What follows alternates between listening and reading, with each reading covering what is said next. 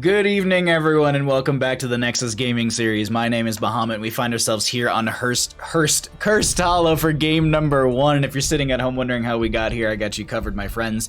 The home team this evening is going to be the members of House of Chez. They lost the coin flip. The members of Durotan's Couch opted for first pick as the winning team of said coin flip. They're going to ban out Cursed Hollow and Battlefield of Eternity. Alterac Pass, Towers of Doom were banned out by the members of House of Chez as the opposing team has first pick. House of Chez has map pick, and it's going to be Cursed Hollow for game number 1 of our first, and I believe only best of 3 series we have this evening. So thank you all for joining me. We are in, sorry, I was going to read chat, but we are in Division B East, if I didn't note that. And for Cursed Hollow, quite a large map. There's a lot of good rotations you can make with like a core 4 to maybe get ganks on the solo lane, but also globals are a big threat, and it looks like they're getting rid of a lot of these globals already. Falstad gotten rid of, no gust potential to steal away boss.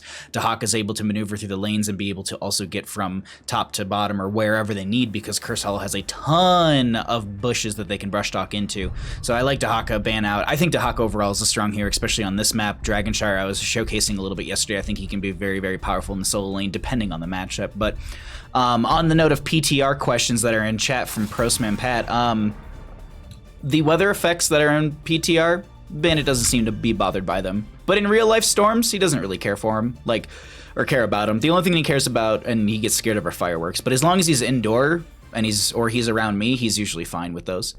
Tassadar will be banned out on the right-hand side. A lot of good poke potential from Tassadar with the Psionic Storm as well as the Static Charge. No, Shock Ray. Static Charge is the level 1 quest intel. I keep flipping those, but I'll get them eventually. But yeah, the Shock Ray is really good poke potential. Also, the scaling from that is just really, really powerful, so I don't blame them for getting rid of that whatsoever. Just they're like, you know what, we don't want to get shredded by that. It's not worth our time, so we're just going to get rid of it. And then Zoo will be gotten rid of as well. Can have some main tank potential, but as well as just a very, very strong wave clear. Sets up a lot with the Bone Prison, and then also the fact that you can go into like Backlash, and then you kind of step into the enemy team, everyone collapses around you, and then you pop the Poison Nova. You might not live, but you are going to set your team up for a victory overall. So if you go into one of those situations where it's like a 1v4 trade, yeah, that's kind of worth it if the Zul just pops off and gets everything out. Even then, you can go into Cursed Strikes in between all of that from 4 to 7 and onward as well at 13 and 16. Or I don't think it's 16, but either way, you know what I'm getting at. You can get healing from your Cursed Strikes as well as attack speed increase as well, and that attack speed plus the healing from it really pairs well together in those moments where you're stepping up. But a Rhaegar on the right-hand side, they're going to be maybe looking for a Bloodlust composition on the side of Durotan's Couch. House of Chez is going to be going for a strong Joanna and a Greymane as well. Greymane's able to grab camps, does really well. Joanna blinds and has some good poke around these objective phases, these tributes. ETC, though, will be coming in here knowing that there's no Garrosh threat to throw them around. They're going to be trying to power slide, push the Joanna around, maybe even get into the backline a little bit, opening up avenues for Li Ming to be able to throw damage in. Excuse me. Let's go House of Chez. Brian Jones, how you doing, bud? Creeper, good to see you, bud. Who's the MVP on... It's clearly Mariners. Doesn't Mariners play like an insanely good... Well, they're not even in this game right here, are they? Isn't Mariner, weren't they on that team? Didn't they play like a lot of like Rainer or something like that? What you doing, bud? What you doing?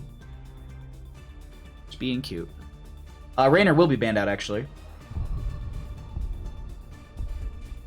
I don't see Mariners playing. Do they have a name change, or is this a sub? Or am I just completely dumb and I'm not remembering this correct at all? That's probably very true. Abathur's gonna get rid of the Abathur. Pairs well into the Greymane. Clone targets are still up and available. Like Jaina would have been a great pairing with this as well.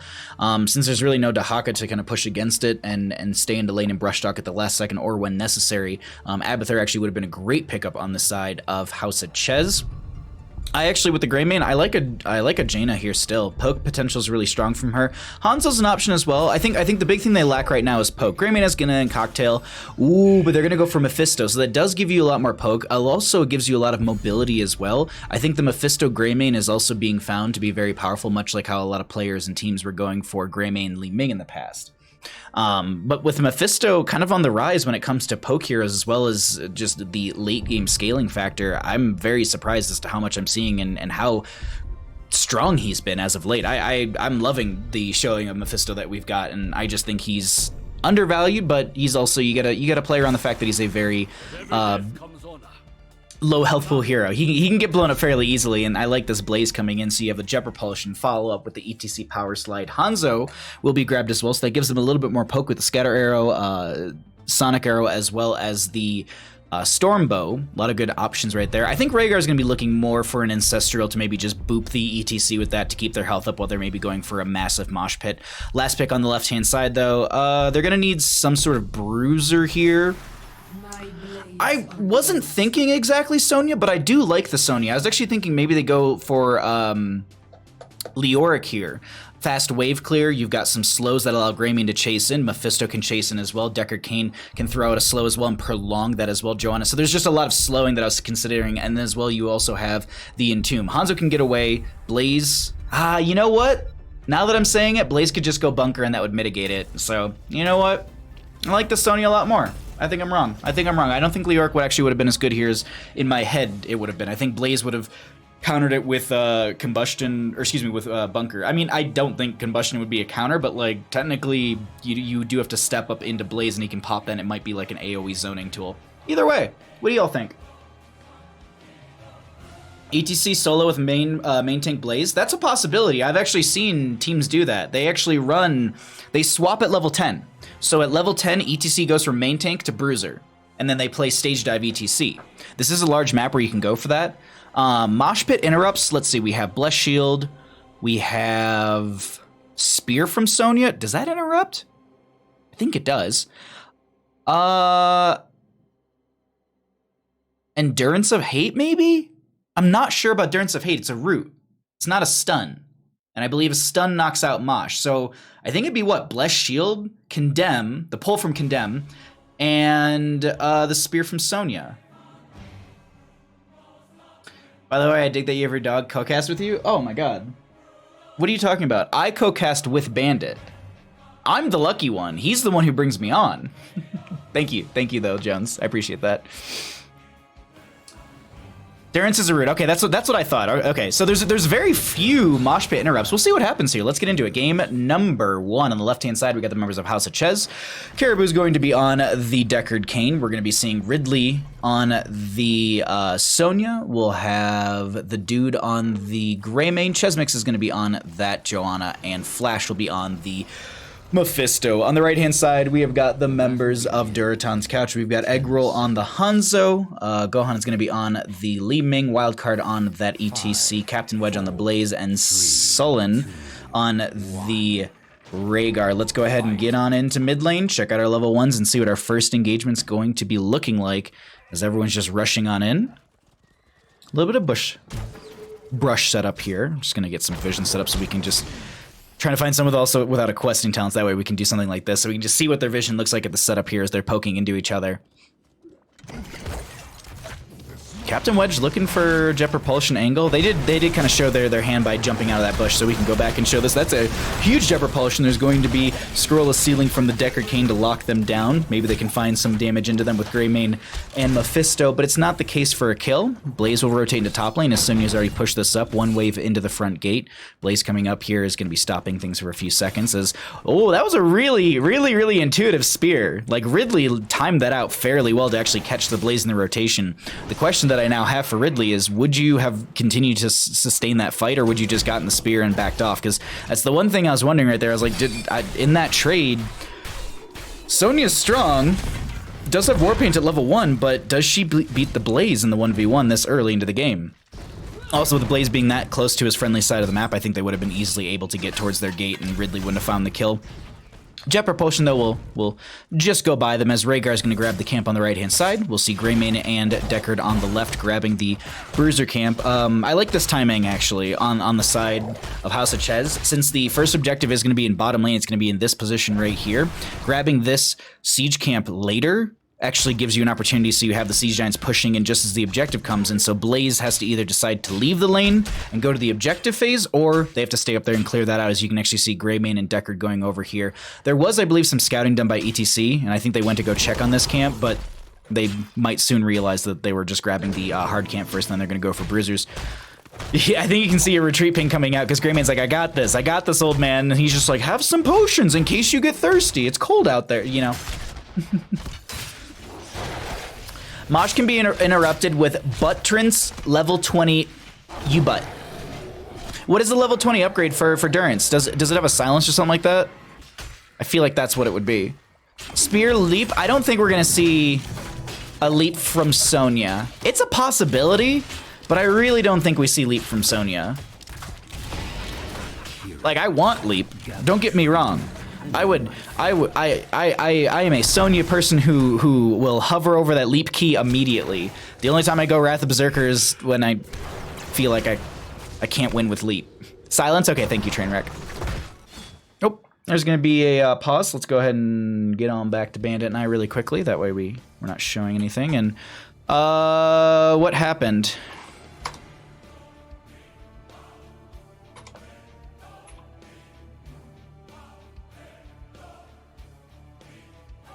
What happened? Oh. Sorry, I'm seeing half the messages because I turned them off, and I just saw "Can we remake?" and then someone dropped, and I was like, "Wait, what?" But I think someone actually has internet issues, and they were just making memes beforehand. Silence after the route expires. What's the duration on that route, though? What's the duration on the route, and what is the duration of Mosh Pit? Is it kind of like a moot thing? Like, would the silence like mitigate like 0.5 seconds of mosh, or would it be like half, quarter, eighth, 16th, 32nd, 64th? I would look, but unfortunately, I mean, I could probably just Google it on Heroes Hearth page. Did Caribou potato out? No, it looks like someone else's someone else has to get a new potato. It's a 2.5 second route. Okay. Mosh has to be longer than that, right? Mosh is like 3 or 4 seconds. So you have a silence after 2.5 seconds from Durance of Hate. Now the question is, Mosh is 4 seconds, so you're mitigating 1.5 seconds off of Mosh. That's not bad. That's not bad at all. That's not bad. I would take that. I'd take that. If they go Mosh Pit, I could see that absolutely. Thank you, Maestro. Thank you, everyone in chat who's helping. 912, thank you for the follow. Very much appreciated. We are currently in a pause, just to let you all know. So we're just hanging out, talking about the match. So we were talking about this a little bit beforehand. ETC is prog rock and speed metal at this point. Do you think we get stage dive, or do you think we get mosh pit? Sounds like it's a potential 6 interrupts on mosh. Why is that? Why 6 interrupts? Because of the spread of Durance of Hate is what you're saying? Off topic, Maze Avalanche is fun to interrupt mosh with. Not off topic, that's actually really cool. Please, give me all of your May impressions. Did you see the one that I posted today on Heroes Hearth, or that's on my, I posted it through Discord. There's like a 5-minute video I did where I just kind of run through everything. My favorite thing, hold on. I want to read this to you all because someone commented on the video, and like this person didn't watch the video at all. So, my man, it's cute that you can read her talents and make assumptions, but she doesn't do siege or hero damage at all. There's no point saying she's siege heavy tank when she can't siege. Play the hero first, then make assumptions instead of telling people bad information off of what you read and assume. Thank you. The response from someone else. When he said siege heavy tank, he explicitly stated being able to step into buildings to tank them for her team and potentially disabling them to throw her team to a fight, or allowing her team to fight under them. He never suggested that she would be good at sieging by herself. This dude literally just came in here and was just like, shut up, you don't know what you're talking about. And then the person that responded to them said, shut up, you didn't even listen properly. Go play her for a few hours, then you'll see what he's talking about.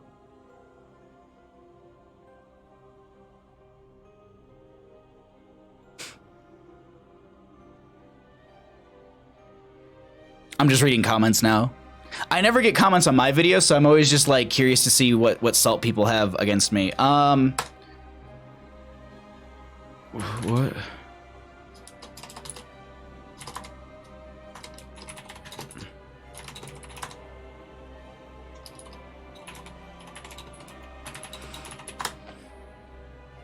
Oh. Sure.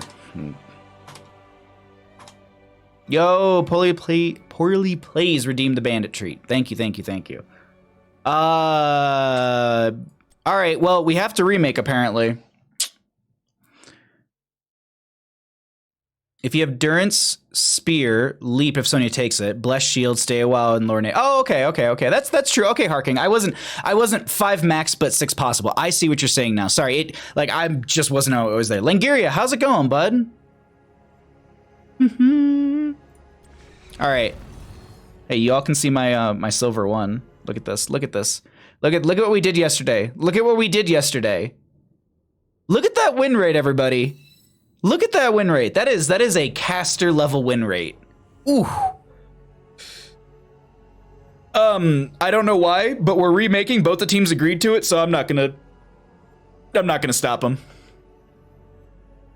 Mei is the next hero. Damn. Why damn? What's wrong with Mei? Like, I have not heard a single argument as to why Mei is bad. Like as a character. Kit aside, like completely looking aside from the kit, why do people not like Mei coming into Here's the Storm? That's the question that I have. Not about her kit, not about any of that. Why don't people like Mei? Weren't you plat before? Yes. I was plat at the start of the season, actually. Can you install only PTR? Yeah. So on your Blizz Heroes launcher, there's an option where it says Heroes of the Storm right above play. Hit that, and there's a drop down that says PTR.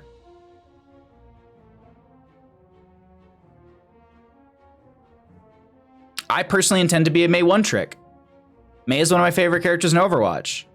She's mostly played... Like, see, here's the thing. Like, people say no, but I don't understand... Dear Lord, I'm rambling. Yeah, they already won anyways. Wait, why are we doing draft? Oh, because we have to do draft. Anyways, we'll go into this. We don't have to talk about draft because we've already seen it. Because they hate her in Overwatch because she's a tank in HOTS. Here's the thing, Trainwreck, but no one knew. No one knew that she was going to be a tank. Everyone assumed that she was going to be just like Jaina. That was the argument that I heard before. Now the argument is that she isn't a tank in Overwatch, so it doesn't make sense. But I riddle you this. A lot of Overwatch heroes in Here's the Storm don't have talent, don't have abilities vice versa. Like, Hanzo in Overwatch has an ability to rapidly shoot arrows. He doesn't have that in Here's the Storm.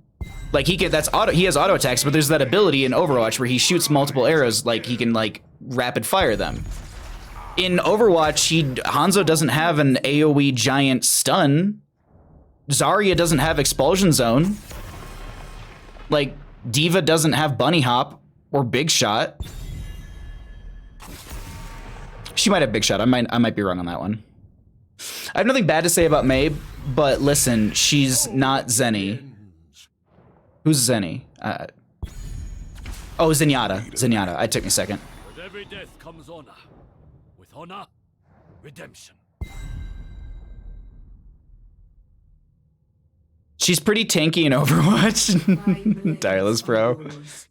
Fantasy fulfillment? Okay. Hanzo didn't have that ability when it came to HOTS. That is true, Delta Sniper. You are right on that. But I will say this. Hanzo never had the ability for the AoE blow-up shot. He didn't have He doesn't have Dragon Strike in Overwatch. Zarya doesn't have Expulsion Zone. So, like, yes, I understand that I said one thing that isn't, you know, wasn't there on release versus what came in, but Hanzo's had changes. They could have just added it. Turbo drafting? I mean, we've already gone through the draft, that's why. It's this is a remake of the lobby and all that kind of stuff. What's up, Lorelai? Scattershot was patched after Hanzo came in. That is true, Kage, as well.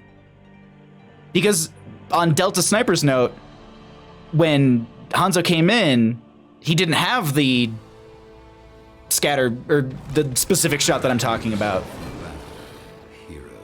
He has Dragon Strike, but not Dragon Arrow. Honest to God, Kage. I hate you. Thanks. All right, on the left-hand side, we got the members of House of Chez. On the right, it's going to be Durotan's couch. We have introduce these teams, but there you go if you're curious. Who's on what? Battle begins in 10 My rock to die on is that Dragon Strike and Dragon Arrow in Here's the Storm need to be swapped because I will always confuse the two. Dragon Arrow should summon a dragon. I know it's with a possessive with an S, but still. Dragon Arrow, Dragon. Dragon Strike, AoE damage. That's my rant on it. Let's get into game. Sonya top lane, rest of the team gonna rotate to bottom lane. This is a restart from our previous, this is a restart. For some reason, they decided to remake and they all agreed on it, so that's what we're doing.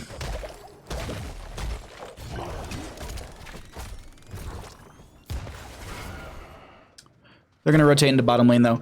They're going to stop any sort of siege that came into the tower. They got a little bit off this tower, though. Not a whole lot, but still. Got a little bit. Sonya going to be top lane still. Initially, it was Blaze versus Sonya, so let's see, actually. Will Sonya be able to predict the Blaze rotating in? They should be, like, right here, right now. No, this time they're just focused on the wave. We will be having this Mephisto down in bottom lane. Gohan is going to be matching into them. Li Ming's poke into Mephisto, I feel like, is going to be a lot stronger. I think she's able to dip, dive, and dodge around a lot of his abilities very easily, especially because of her teleport. Rhaegar's gonna go grab the camp on the right-hand side. The nice thing is like, so far this game is pretty much starting out the same when it comes to camps, when it comes to objective spawning points, so we're gonna be having the objective spawn down there, much like it was in our previous map before we remade, and Deckard Cain gonna throw a bunch of potions out. Deckard could probably just leave Greymane at this point, but Wildcard coming in, they don't actually go fully commit, they don't fully commit to that. Flash actually rotated up just to make sure that if they do have a couple members rotating in, that they would not be able to get any sort of kill and steal the camp away. Meanwhile, back into top lane, Ridley and Captain Wedge will be 1v1ing. First objective phase will be up in about a minute 20. Got a little bit of time before that will happen, so this is just continued soak up, looking for 4 talent here, and then maybe some early rotations for some positional advantages will happen, but that'll be closer to like the 2 minute 30, 2 minute 45 area to get those positional advantages. First curse isn't like the most insanely important thing in the world, but you are, if you can get it, you just get that one up, at least when it comes to curse tributes. You do have to get 3 of them to actually curse the enemy team if you are maybe a little bit newer to Here's the Storm and you're just now finding this channel. So welcome. Dragon Arrow has nothing dragon about it. It's just an arrow. Yes, I know. This is why it makes me angry. but they put Dragon's arrow, so it's possessive. So it's like, yeah, I don't know. So that was the argument someone made with me one night, and I'm like, I can't argue the English language or grammar, so that's kind of where I just hit a dead wall, because I don't have a point to prove. First objective phase will be spawning in the lower half of the map. Hopefully we don't have any sort of remake issues before this one, as Captain Wedge will be clearing out the Siege Giants at top. Ridley looking to maybe just pressure in as well, or just keep the experience and force Captain Wedge back so their clear's a lot slower. And I think that's the big thing right now. They just want to slow down the clear from Captain Wedge. They will tap well. It's going to be 4v4, it looks like, for this first objective. ETC, is going to be speed metal and everything like that. Sullen gets the channel. Will they be interrupted? Flash does get in there with the Lightning Nova. This will be contested. Sonya and Blaze are going to be rotating their way down. Sonya's just going to catch a little experience in the mid lane as ETC is going to power slide out. Look for, oh, that's a pop onto Greymane. First blood over to the side of Durotan's couch. Gohan now going to try and find another combo into Flash, who's getting very low. Nice, a minion was in the way, but actually Wildcard power slides right into the fort front wall. Not going to solidify the kill, but force them back to the point where a couple of them need to hearth, or at least Caribou needs to hearth out. Sonya didn't rotate all the way down to this. Flash jumps in to try and ignore, or not ignore, tried to stall out one more time, and they end up getting picked off because of that. Sullen does get the channel. They delayed things out a bit, but because the couple kills they gave over, the experience that Sonya picked up is pretty much mitigated by those 2 kills. I thought it was Dragon Arrow. I think it's Dragon's Arrow. Like, I think it's got like a apostrophe S to it. It is, okay, Trainwreck's confirming it is. It should be called the Hanzo non-meme ult, to be honest. No, how you doing, bud? Today I learned, yeah. Because I remember there was one time when I was getting all sassy and on my soapbox about Dragon Strike versus Dragon's Arrow, and someone in chat literally goes, and then they just went like, but it's possessive, and I was like, F. Like, I have no argument for this now. I probably do, but still. I don't know, that's just the one thing that bothers me, naming-wise. Next time I talk to a dev in person, That'll be my question. Next time I talk to Kyle and talk his ear off at an event for like an hour and a half. Second objective coming through. 8 up on both sides. Let's go ahead and pull away the talents. We'll look at some of the other stats in a second. I just want to be able to show you all what the positioning looks like. You can see on the right-hand side of our screen, the boss is now back, or is now up because it is 5 minutes into the game. Wildcard positioning in the bush right there is Greymane finds the Ghanaian cocktail. Caribou just setting up a bunch of potions. They're going to back off a little bit. Mephisto coming in as well as Li Ming. Scatter arrow going out to poke out a little bit.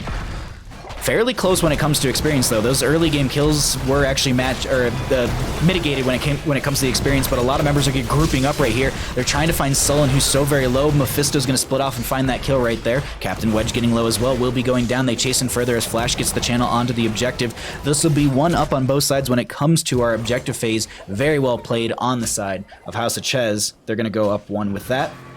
And as promised, let's go ahead and cycle through some of those other numbers, get an idea of what the damage, experience, and healing has looked like thus far into game number 1 of our best of 3 series. Decker Kane gonna grab the camp over here with the help of Sonya. Nope, Sonya gonna get the camp actually.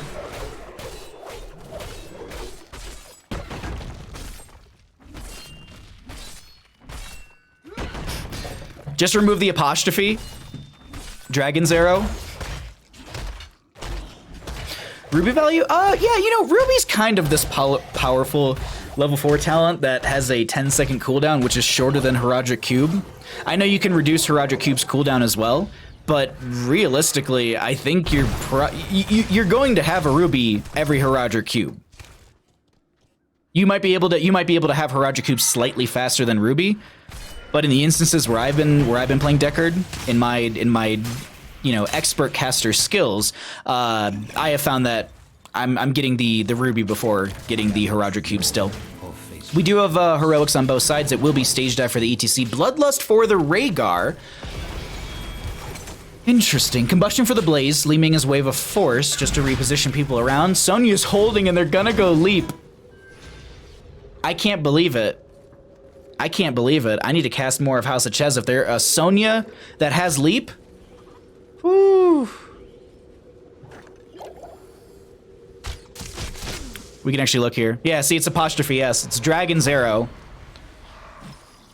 Stage dive from ETC onto Caribou. Gonna get in that back line. Power slide through. No, they're holding it for now. That's gonna be combustion from the Blaze. Durance of Hate goes out from the Mephisto. Hanzo does finish out the simple geometry from level 1 during this team fight. Captain Wedge gets dove on. They end up going down. Stay a while unless he comes out. Everyone, no! Power slide from ETC is gonna counter that for 10 seconds at least. It's gonna be on that short cooldown as you see a few more seconds. Bloodlust was used, but this is more of a disengage tool than anything else because I believe it does give you movement speed.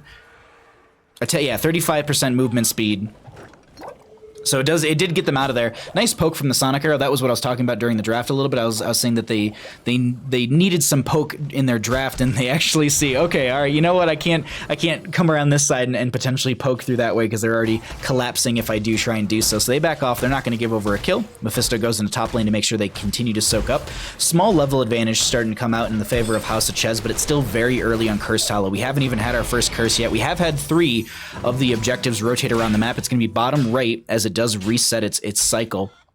And by cycle, I mean every 4th objective. So there's 1, 2, 3 that bounce around the map, and then that 4th one is a new rotation. So technically you could have the same objective in the same spot, but I think just the RNG of it all doesn't really allow that to happen, just because it's such an infinite amount of possibility for it, because there's 5 other spots, 6 total on the map.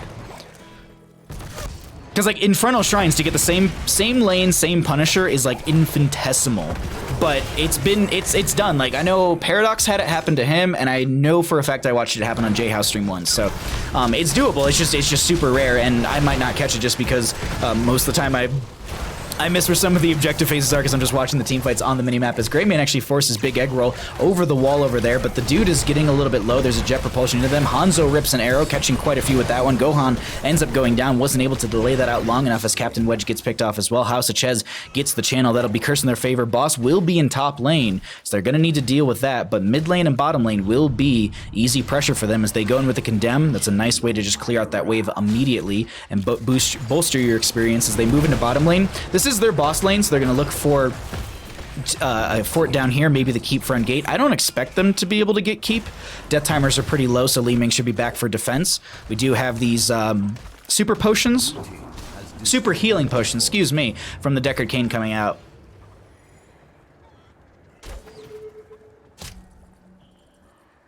Leap OP?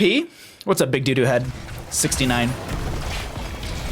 Leap is actually on a 11-second cooldown as Durance of Hate comes out from the Mephisto, but they're not able to capitalize on anything further than that.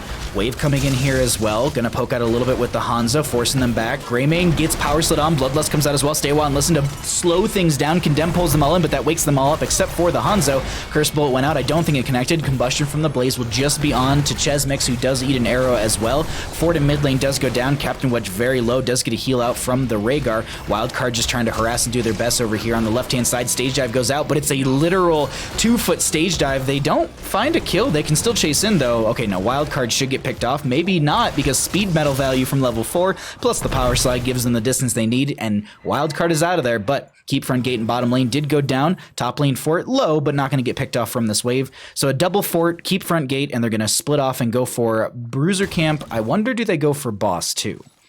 They're close to 16 talents here on the side of House of Chez. Blaze in top lane is just going to be clearing things out. Sonya grabbing the Siege Giants on the left. So they're looking to paint the map blue, but also get themselves the 16 without showing in lane.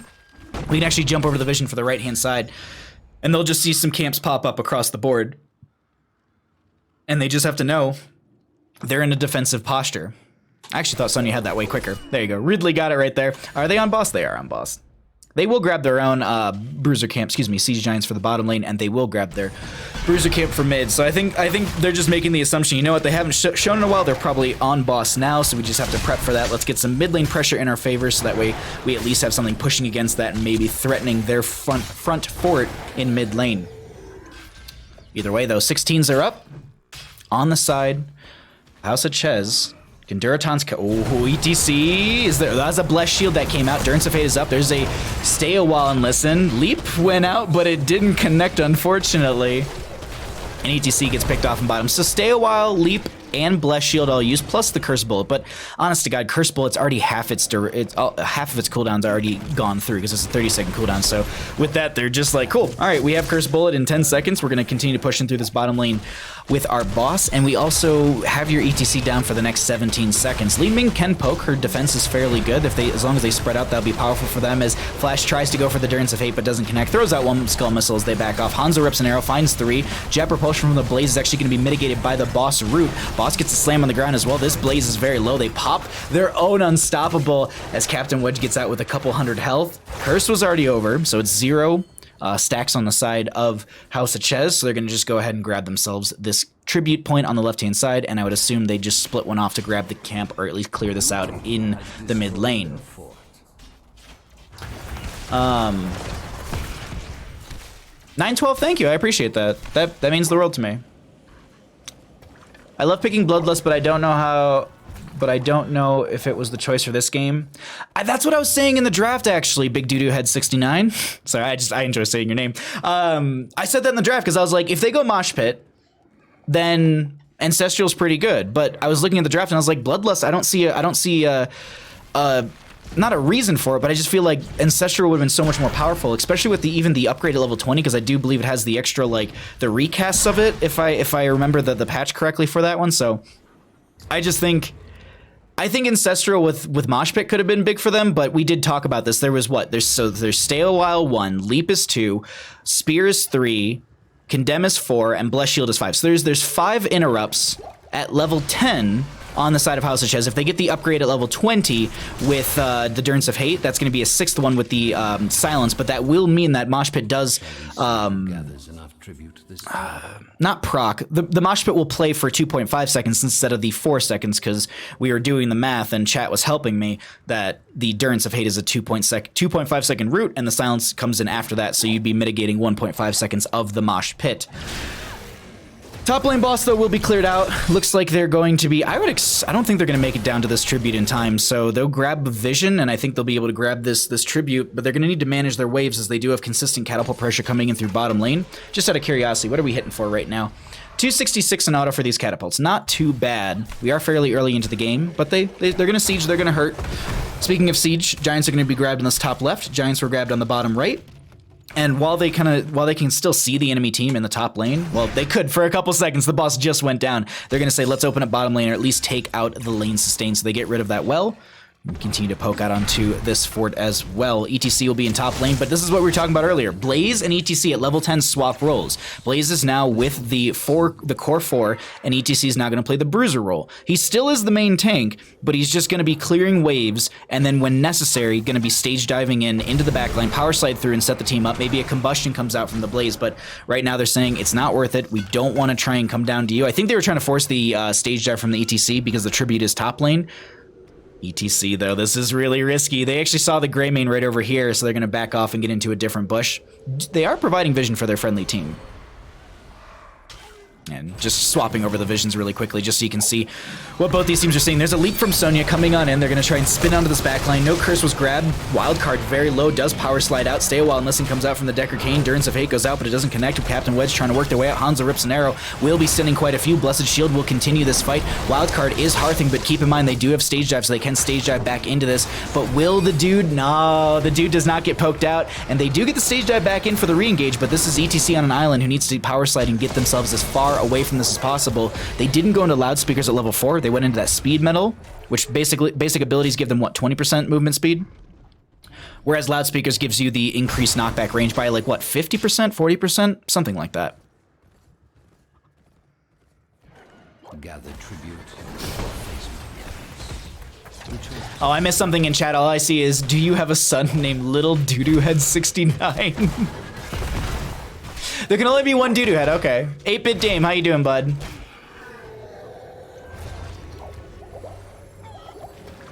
Well, if you get him rooted when he starts the mosh, there's a 0.5 second wind up. Oh, you are right, Delta. You are right. There is the wind up on it, isn't there?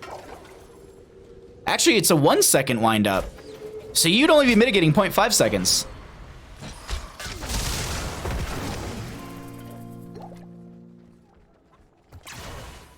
Ooh.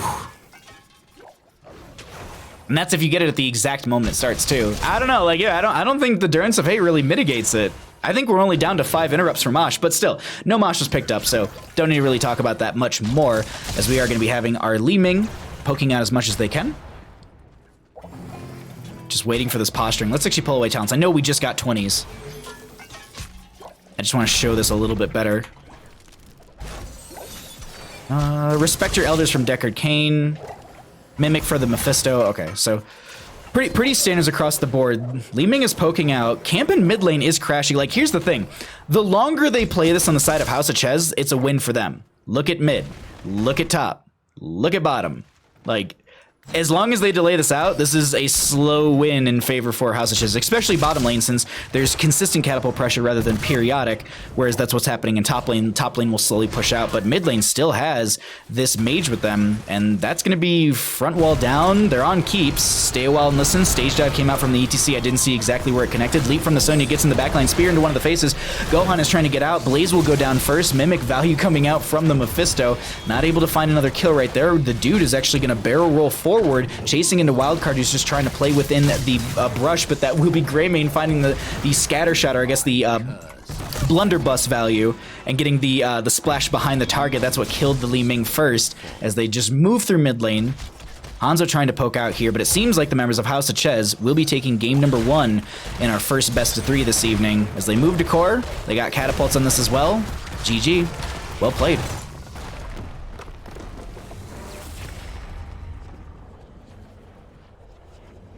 50% from knockback from face melt, thank you. A good game, everybody. Let's see, can we change our bitrate to 6K? Can we get you a nice smooth stream, chat? Spectrum was a little wonky at the start today. All right, let's see. The 6K break it again.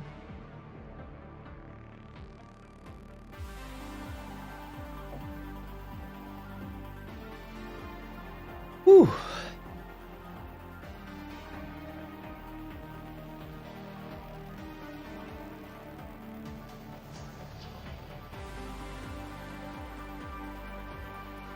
Stay a while and get wrecked. Or not. Oh, that pizza. That Heroes of Fitness pizza. Show you all some talents. All right, looks like we're holding steady at 6K. Nice.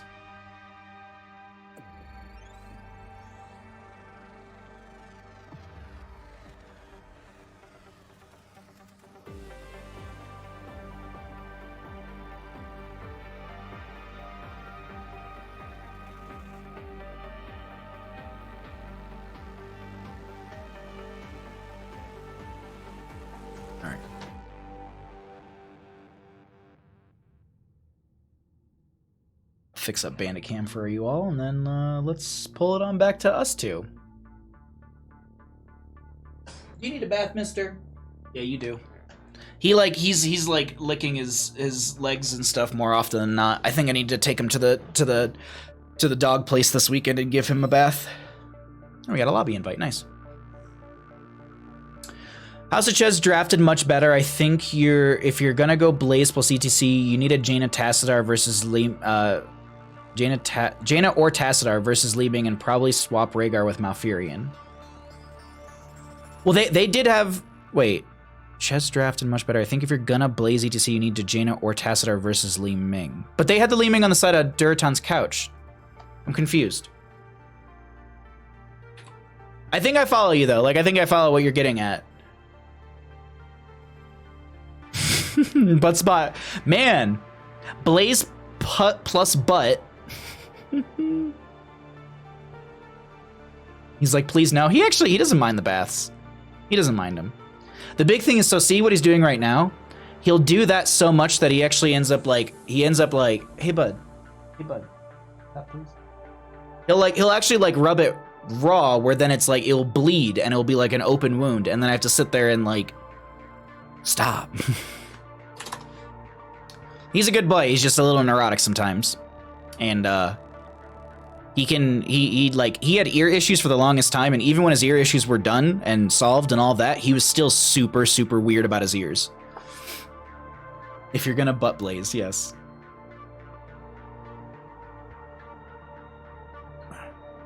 Yeah, unfortunately also the Tassadar was banned out in that game. I'm surprised that we didn't see any Jaina.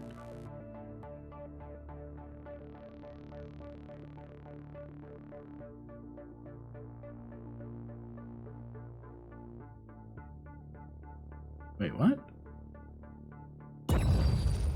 Let's get into game. Sorry, I thought I got added, but apparently I didn't. Maybe it was deleted. Let's go ahead and get into game. On the left-hand side, welcome back, everyone. We have House of Chez.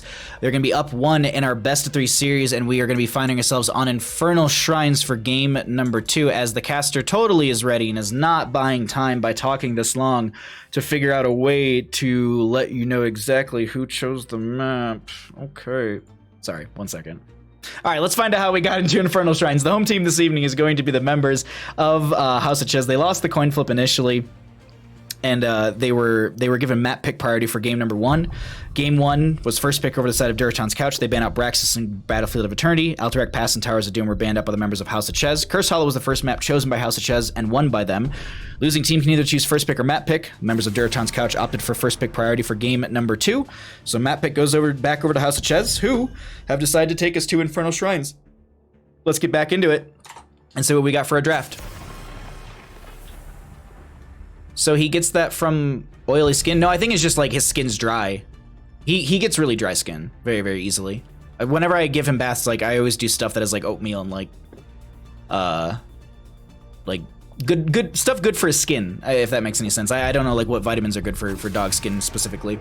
I guess if you're gonna go double tank for a ton of CC, run sustain issues, Li Ming doesn't immediately get... Yeah. Big Doo-Doo Head, I agree. I think if the Li Ming was swapped out, even in that composition, if the Li Ming was swapped out for a Jaina, I think that would have been stronger, just that itself. Baja, the NA Baldcaster to EU's Kaldor, we win. I feel like a lot of Europe would disagree, but I really appreciate that, Postman Pat. I will take the compliment. I'm sure there's someone in the EU who heard that or heard me say that and is just like, I need to go to Reddit really quick. All right, let's get into this draft a little bit here. So some respect bans, as I actually just saw Jones say in chat, we have a Mephisto and a Greymane being banned out. There's going to be a Zool and a Alarak being banned out. They will grab the Decker-Cane for themselves on the side of Durotan's couch first. They really want that value. Wow, and wow, seriously, wow, clever girl. Ha ha ha. These teams. The crusade calls For the Nexus. But an Orphea, huh? Not surprised, like, not that surprise wasn't a bad thing. Like, I haven't seen a lot of Orphea, and this is definitely a very strong map for her. She's strong on almost every map, but I think this is even better for her because of just, it's the same thing as like Mephisto. When heroes group up, she gets a lot more value from her abilities. Shadow Waltz is a lot easier to land when there's multiple targets. Chomp is going to be an easy one to land when there's just everyone grouped up around the shrines, and you have the Dread to be able to poke, as well as, you know, stack that up if you want to go into Mind Devour. We'll see what they go into here, but that was a Decker-Cane Leoric ETC on the right-hand side.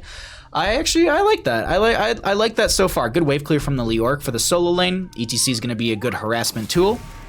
Kael'thas will be banned out, though. They don't want to deal with any sort of chain bomb value, which makes sense, actually. subscribed. Hi Bahamut, just tuned in. Good games tonight. Neo, thank you so much for the Twitch Prime subscription. Thank you for the 6 months of support, my friend. Good games tonight? Absolutely, yeah. We just got out of our, that was the first game in our best of 3 series, and we're about to get into game 2 of our still same best of 3 series, with the members of House of Chez up 1.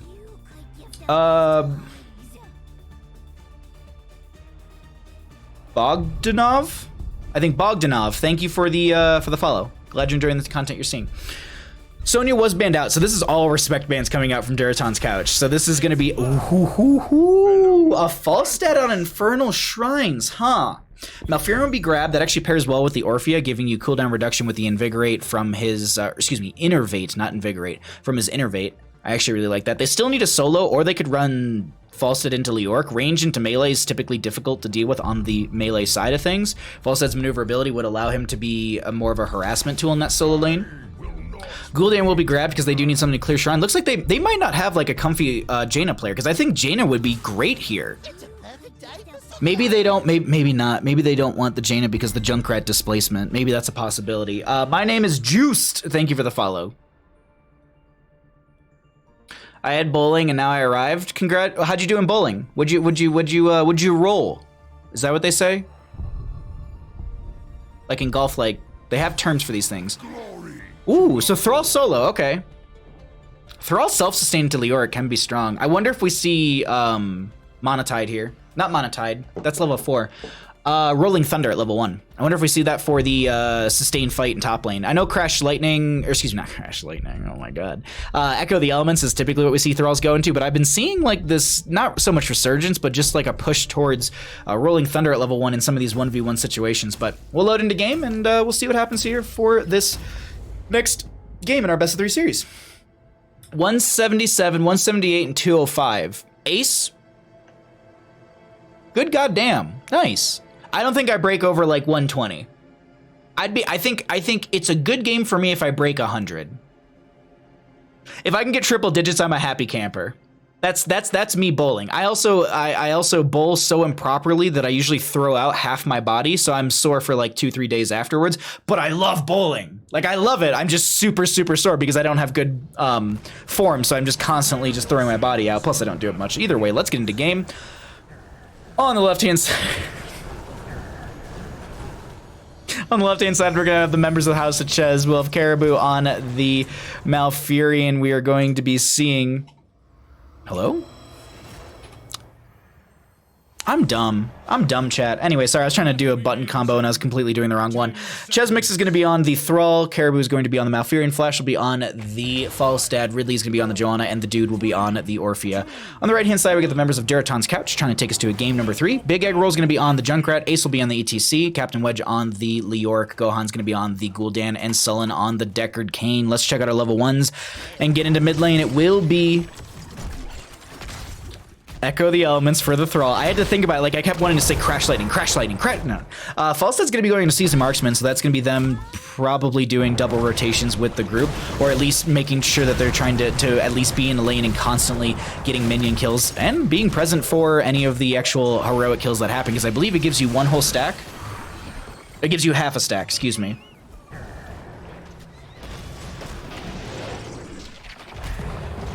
Meanwhile, though, bottom lane, just gonna clear things out a little bit quicker. Wave clear-wise, it's actually pretty good. I wonder, does the dude go into the... Is it Eternal Feast at level 7? There's the questing talent on Orphea that when she initially came out, I was like, oh my god, another Asmodan questing type hero? Yes, please. And then I didn't play enough of her.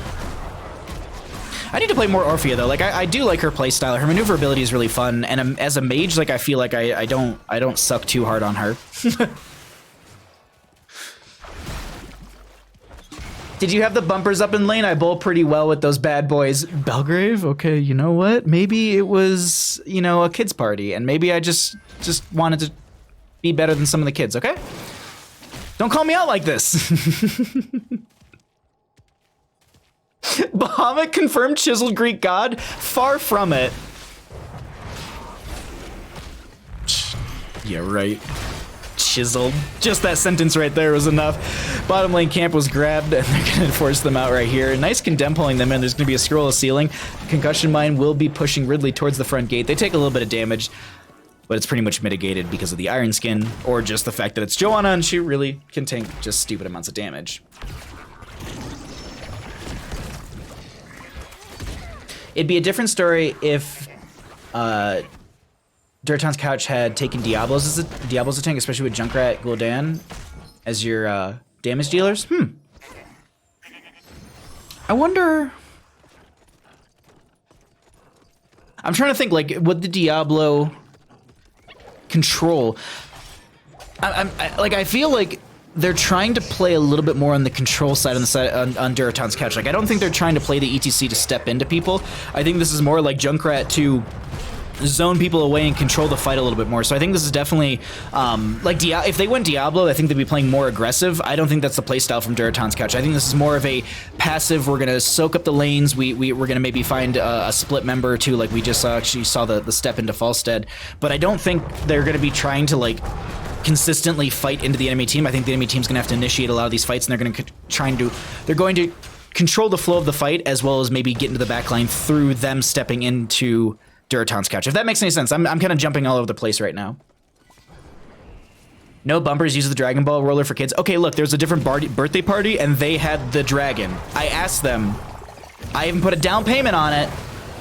Stay a while, Apocalypse, Riptire, absolutely harking. Yeah, I don't think that I don't think they're playing an aggressive playstyle. Like, look at this, they're already playing towards the back, but Ace flies in. Excuse me. I thought Ace was the one who flew in. It just completely got thrown off right there, but Ace is gonna get bursted down quite a bit. Captain Wedge getting very low, will be able to get back behind the gate. Now Ace needs to step into them. They need to find some sort of entry into this objective phase. They are ahead when it comes to skeletal defenders, but they will slowly and surely start to fall behind if they can't get into this. And now you can see some potions coming out from Decker Kane trying to set up 6-6 in levels, 0 kills thus far. Concussion mine from Junkrat splits a couple members. That will be Chesmix trying to get back towards their friendly team. Good poke potential coming out. Will they find the kill? Power slide, face melt. There's going to be enough. That'll be Leoric and Thrall trade out 1 for 1 thus far, but 7 talents here will be hit first on the side of House of Chez. Durotan's Couch. Ace is just trying to get out of here, but there's no power slide available for them. So going to pick up a couple of those little ruby potions on the ground. Falstead barrel rolls forward. Gohan very, very low, just trying to poke into this as much as they can. 25 stacks out of the 40 on the Echoed Corruptions. Leoric does respawn, gets the slow onto the dude. 24-24 on Skeletal Defenders. Ace power slides, is blocking them off. Face melt to push them back in. Junkrat has the damage, and Leoric finds the kill. That'll be another kill in favor of Durotan's Couch over this objective phase. This is 1-2, 7-7 in levels. Another ruby, but that's very far healing for any member on the side of Durotan's Couch. 33 and rising when it comes to Skeletal Defenders. I think this is going to be a very neck and neck when neck and neck objective phase, 33-38. Oh, this actually, no, this is not going to be as neck and neck as I thought, but Durotan's Couch does get the objective. Can they find a way to stop them from getting through the gate? If they could, the Punisher will jump early, and they can siege in the front gate with the Punisher rather than the far side of the gate without the Punisher. Doesn't seem like that's the case. You can see the pings for the sidewall, so we're going to stay up here. Leorc is going down into mid lane to continue to soak up. Sidewall's been taken. The dude is going to try and poke at them as well, throwing out a little bit of damage there as well. Front gate's going to go down. A Punisher's around a little bit lower than half health. I don't know if they can really step in beyond just the front gate. Maybe they go for well, but I think overall, you just back off and, oh wait, no. Okay, no. Flash gets the barrel roll away with the minimal amount of mana they have. Junkrat ends up going down to the Nexus forces, which are a little too OP. There's a wave here into the fort, and they are hard committed to this with the face melt from the ETC. They'll eat a little bit of damage from that tower, but they do have their trait, which allows to give them, which is going to give them a little baseline armor. As they're now chasing into this further. They do have their front gate very close, but will it be enough? No 10 talent tiers yet, but that will be Thrall stepping in and finding the kill onto the Ghoul Dan. Fort does go down in top lane. Fairly effective first objective phase in favor for Durotan's Couch.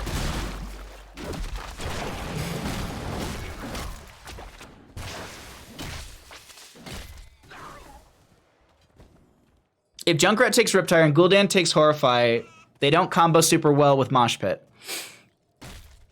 But who said that they were going to take Horrify? Valera wins. How's it going, friend? Good to see you. I mean, did you all watch the ARAM tournament on Sunday? Did you see the Reign of Destruction value on Sunday? I'm just saying. No, I think I think Horrify is going to be more of a defensive tool, and Riptire is going to be the tool that they use to solidify kills. I mean, hell, they might rocket ride. I can't even say that with a serious face. Actually, like Stay a While, Rocket Ride wouldn't be too crazy, but like I think we're gonna get like Stay a While, Entomb, Riptire, Horrify, maybe to pull them back in or something like that. Like I think. Yes, what you're saying in chat is absolutely true. These do anti-synergize 100%, but this is a communicated, or this is a league where these players are all on invoice comms, a team that's played together. So I don't expect them to overlap them. Maybe there's going to be potential panic moments where they do that. We'll have to see. It's going to come down to execution, as always. What are we watching? Baja, did you see the replay I sent you? I have not gone into my replay files today. I haven't checked the replay files because I believe they're still broken. I don't think we can watch replays just yet. Last time I tried to do a replay, it was borked, and I haven't heard it being fixed as of yet. Stay a While and Rocket Ride, it would be dumb, but it'd be kind of fun to see. Stay a While and Rocket Ride. That sentence from my mouth that I just said, dear Lord.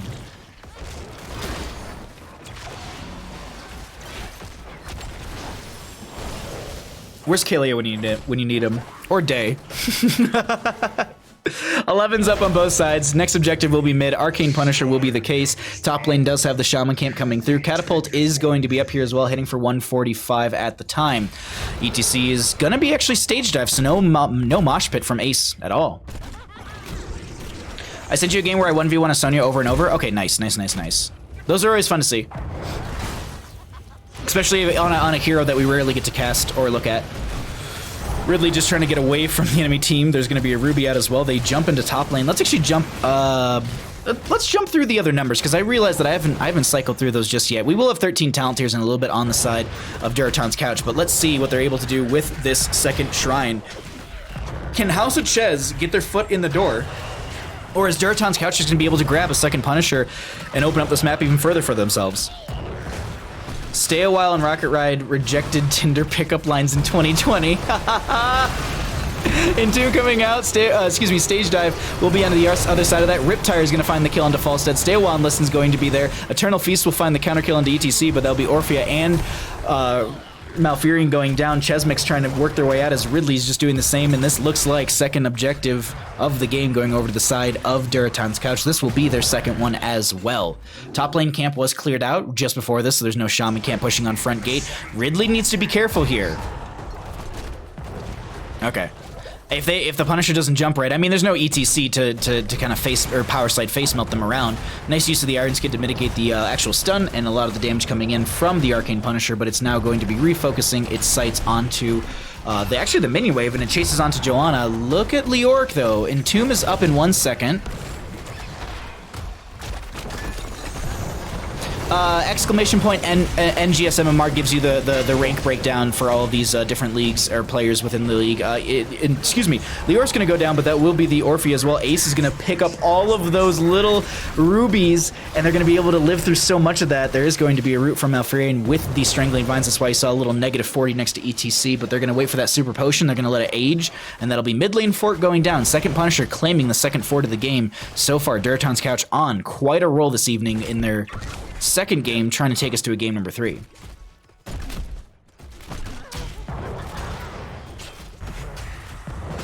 I believe those are also the highest you're allowed to have on your team, or like it's supposed to be like the average. So the average of your team can't be above Diamond 5 for Division B, which is what we're casting right now. So the average, I would say the average players are probably Diamond to... So low diamond, high plat. There we go. That's an easy way to say it. I know someone said, only Black Hat said plat and diamond in general, but I would say it's probably high plat, low diamond. Does anyone want to play Wood League NGS? I mean, there is Division E. That's the league that I would be in with my Silver 1 MMR. Big air roll coming out. Ooh, wow, that's a huge silence from Malfurion. They're going to step in further onto Ace. That's a lot of damage onto them. And Tomb comes out. They find the kill onto ETC. The members of House of Chez are just all of a sudden turning the pressure on. Huge stale while Listen puts the enemy team to sleep. Can we just call that a nap time when you hit all 5? We'll just call that was a nap time from Decker Kane. I'll play Wood League with you. Unfortunately I don't play competitively. 1, because I get super anxious about it, and 2, I like to cast a lot more.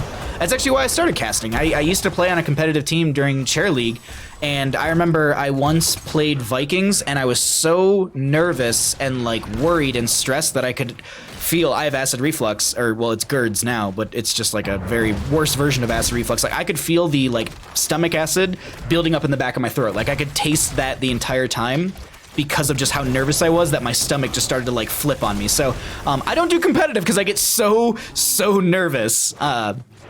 I did one event one time back in the day, this is back when like HCC was around and stuff like that. Like it was like a for fun thing, and I can't remember who ran it. I want to say it was Heroes Hearth that ran it.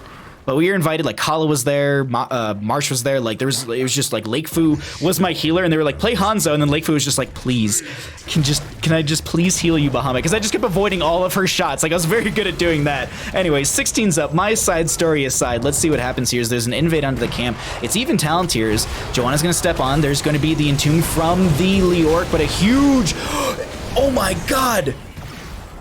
The Eternal Feast value with Flash coming in with the Gust. 200 IQ, stage dive from the ETC into bottom lane. I watched that happen in slow motion. I was just like, this Eternal Feast value is just dumb. Like, you rarely get Eternal Feast value like that. That was just absolutely bonkers. Really heads up play from Falset as well to get that Gust as they were trying to leave, to push them in for at least 1 to 2 more procs of Eternal Feast. What was it slapping for, roughly? They did go up in a level after that because it was 16's up, but it roughly was hitting for probably just around 400 damage per tick. That's so much. I've only played ranked once to get my rank, and I got bronze 5. Oh no! I'm sorry to hear that, 912. What a wipe, yeah.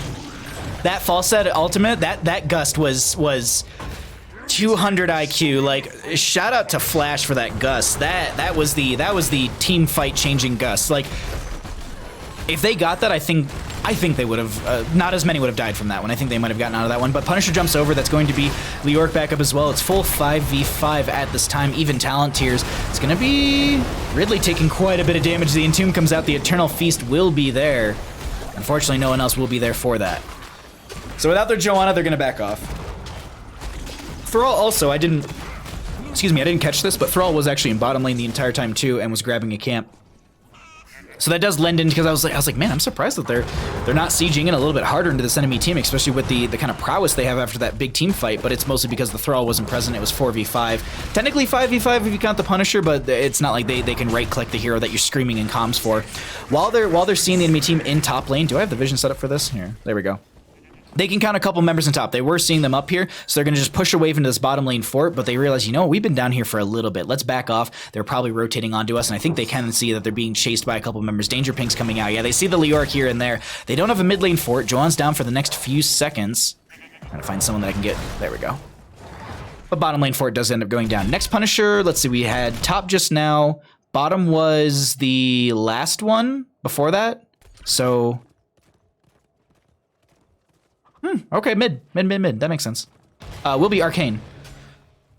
Oh, but look at this Leoric. Barrel roll forward from Falstad. That's going to be Chesmix. There's two people now showing. Stage dive from the ETC pulls them in the top lane, but now ETC is on an island by themselves. Orphea going to be trying to do their best. There was a Bless Shield as well, and Tomb from Leoric will buy a little bit of time, but not enough as the Chomp comes through and Orphea solidifies that kill, and Falstad finishes out the Season Marksman from level 1. This is an uncapped quest as well, so we can actually jump over to Falstad really quickly, and we can look at 468 when hammering is out because of secret weapon from level 4. 7. Dear Lord, Bahamut, say the numbers right.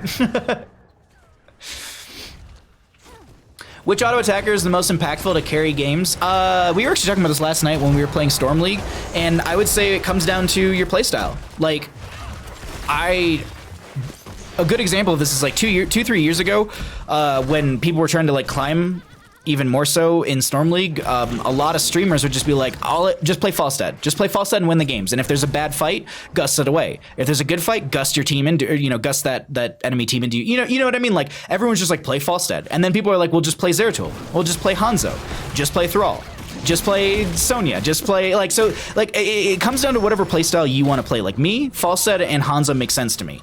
For other people, it's a melee assassin. It's that Zeratul. It's that Valera. Everyone's got their own kind of comfort area. And there's some people out there who are just like, oh, I can play whatever. And it's like, cool. I mean, there's some people out there who can't play a melee assassin or a ranged assassin, but they can play a mage like it's nobody's joke.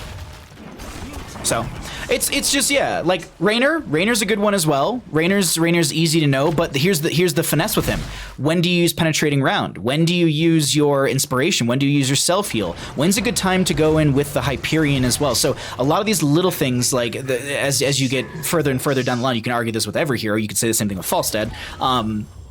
It's just playstyle. Like Rainer sieges differently than Falstad does, so that's why I like to play Falstad, just because of Valera. Just learn Valera, yeah, exactly. Murky, yeah, Murky, you can play Murky. Some people are gods on Murkies. There's some people are gods on Gazlos, so it's a hard answer. My answer to you is play a lot of the heroes and find something that interests you and makes you excited to play the game, and just play a lot of that, because you're gonna play a lot of it. Like Azmodan, like, I'm not the best on it, but I'm happy and I enjoy playing him. That's my rant. 20's up on both sides. We do have our objective phase in mid lane. Both teams do have their forts down. I don't know about keep front gates. Let's actually check those really quickly. Those are fine on both sides. So this is a fairly even Punisher for mid lane. As I noted beforehand, it will be Arcane. Decker Kane did go into the bottomless flasks at level 20s to be able to get themselves just that healing consistently. So if the Decker Kane gets Dovan and dies, there's still at least healing during the objective phase while they're not present, which is a very, very good tool. I myself actually have been picking that up when I play Decker Kane in my own Storm League games, because while Perfect Gems gets you a lot of value in the fight, if I die and I get Dovan because of my poor positioning, which is usually the case, then at least my team has healing. But there's an Entomb with a Buried Alive, there's an Earthquake from Thrall. I believe they went into Earth and Shields as well. Gust from Falstad had the Wind Tunnel. Silence onto Ace, so very low. There's a Horrify from Gul'dan pulling them back into this team, and I don't know if that's the Horrify they wanted. There's going to be the Blessed Hammers coming out from Joanna as well. I thought I heard a fort going down, but that'll be 36 and rising Skeletal Defenders for the side of House of Chez, and they have turned this late game around in their favor. Gonna grab another Punisher and rotate this into mid lane. Kerrigan's strong. Again, if you really go with Tracer, see? Yrel all day. But Yrel's a bruiser. Yeah, but Balgrav, you're right. Like, you can carry a game on Yrel. Look at Liam. Look at Liam in CCL Season 1. How many times in CCL Season 1 did Liam casually 1v2 to 1v4 and live? It's because that's their playstyle. That's what they're comfortable with. They like that harassment. They know how to play it in and out. 21 to 20 in levels. Jump from Punisher goes to the far side of this. Keep is going to be falling fairly rapidly. Leoric is going to try and Wraith Walk through a couple of these members, just get some damage reduction as they are into the Ominous Wrath Wraith and Royal Focus at level 13 and 16. 16 does give you the reset onto your spooky walk, if you will, as Ace gets the power slide out. They're on core at this time. Falstad taking a lot of damage. Huge dive from Ace as there's a barrel roll away. They also did go with the... They got the wind tunnel off as well, which forced the enemy team away, so they weren't able to capitalize. Punisher jumps backwards onto Captain Wedge. Horrify comes out, but I don't know if it connected on anyone, and Falstad and friends are on this core. There's going to be a stay a while that buys a little bit of time. Riptire from the Junkrat. Chez mix is very low, does end up going down, but the core is falling too rapidly, and that will be game number 2 over to the side of House of Chez. GG. Well played. They take the series 2-0.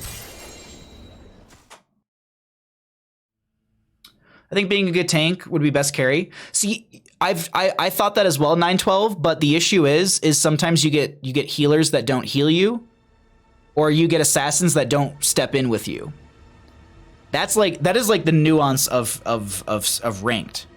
My friends and I, what we used to do is we would actually we would get into ranked games and I'd be like, all right, I play tank, my other friend plays healer, and then our third friend, he just plays whatever he feels like, because he's comfortable in almost like every assassin. He just plays what he feels like would be most beneficial with the rest of our composition, and I think that's a good way to go into a lot of games as well. Have a little bit of a grouping. Like if you're afraid of ranked, find a friend to rank with. Find roles that you feel are very weak and exploit them to your benefit. That's what we did. Exploit by the fact of just, tank, healer, assassin sort of deal. But that was 3 of us. All right, let's get a message out to this team and see what they want to do here. Captain Wedge is the captain of the opposing team. I need Flash, I believe is the name. Yeah, Flash. All right.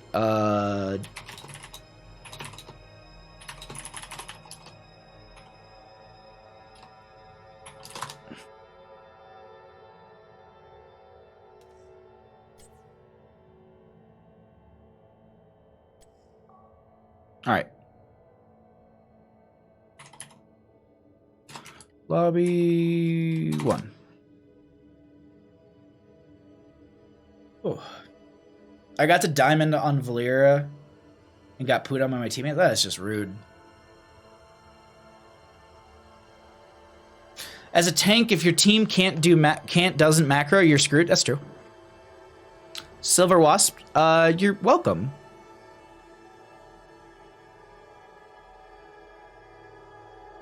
I don't know what you're saying thanks for, but you're welcome, Silver Wasp. I think I might have missed a little bit of chat while I was getting the interview set up here.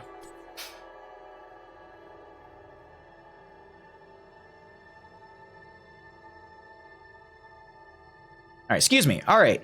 And at this time, we're going to be joined by Flash, the captain of House of Chez. Congratulations on your 2-0 victory. How are you feeling? Thank you. Feel pretty good, man. I gotta turn you down a little bit. You're very excited. That was a really good series. Now, I want to jump straight into game number 2 because game number 1 looked very, very strong for your team. Good rotations, good control. Overall, you did it was a great Cursed Hollow map in your favor. Getting into Infernal Shrines, they win the first 2 shrines, and a lot of the team fights seemed a little sketchy up until about 13. Was there the power spike you were looking for? What was it that really turned the tide in your favor? It was mostly just like, guys, just turn your brains off. Like, they're looking for an entomb, and they're looking for a slide. Like, let's make them hunt for that entomb and make them hunt for that slide as much as we possibly can until we put them in a position where they either force something or we get a better gust combo or something like that. Did you say anything to your team when you got one of the best gusts off I've seen in a very long time? Or were you just like, were you just like, team, watch this, and you just like flank gust into the Eternal Feast and you find 4 kills? Yeah, it was pretty much I was like, hey guys, you want to see something neat? Watch my YouTube play really quickly. No, seriously, like even chat was just like seriously, that was such a good gust. Like all of us, like I was saying it, chat was saying it, like all of us were just like, dear Lord, that was a really good gust that set you up for that victory in that fight, and that massively turned things around for you. Kudos to me, man. The team hit R2, so they did. The team hit R2. Yeah, well, you're not wrong there. Out of curiosity, this Orphea, do you play it outside of Infernal Shrines? I feel like I rarely see it outside of Infernal, maybe a little bit on Volskaya. Do you think she's got a little bit more viability outside of these couple maps? Oh, I think she's the best mage in the game. I mean, other than Mephisto. Like, I think she's easily the best mage in the game. That Mephisto in game 1 was really fun to watch as well. Yeah, I agree. Thank you. Yeah. Like I don't get to see a lot of Mephisto games, so it was just it was well played. I don't know. I think Orphea is really. I don't think she's getting the love she deserves. Like she basically has a ace in the hole on level 1, and pair it with an ace in the hole, and it's even more lethal. Like I think she's just really, really like underrated right now. I think she's the best mage besides Mephisto. Well, I mean, it's hard to argue. It's hard to argue against it after the 2 games that I just watched. It was really, really well played. Before I let you run out of here, are there any shouts that you'd like to give? The floor is all yours, my friend. The whole team, man. Caribou, the dude, even though he's bad. Chez Mix and Ridley, thank you for tanking game number 2. That worked out really well. And the rest of the team, man. Death of Icarus, no dice, who hasn't played in probably like a year, but he's still on the team. Doesn't matter. And Mariners 005, we love you, buddy. And we will hopefully get you in a game next week. Alrighty, well, thank you so much for the interview. Thank you so much for the games. You have a wonderful night, and congratulations once again on your 2-0 victory. Thank you. How's your dog? Oh, he's wonderful. He's good. He just needs a bath. All right. Tell him he smells. But we love him. I will. You have a great night, and congratulations once again. You too, man.